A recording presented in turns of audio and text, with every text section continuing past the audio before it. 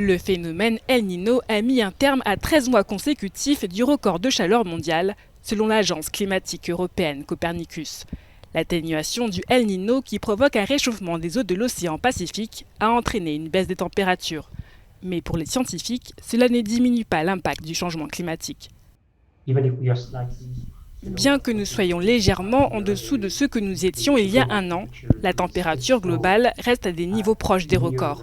Donc le tableau global n'est pas très différent de celui d'il y a un an. En juillet 2024, les températures étaient légèrement inférieures à celles de la même période l'année dernière. Cependant, la température moyenne globale était 0,68 degrés au-dessus de la moyenne. C'est le deuxième mois de juillet le plus chaud jamais enregistré. La température de surface des mers à l'échelle mondiale a été à des niveaux records, ou proches des records depuis plus d'un an maintenant, ce qui a été un facteur important contribuant à cette température moyenne mondiale record ou proche du record. El Niño a des répercussions importantes sur les conditions météorologiques mondiales.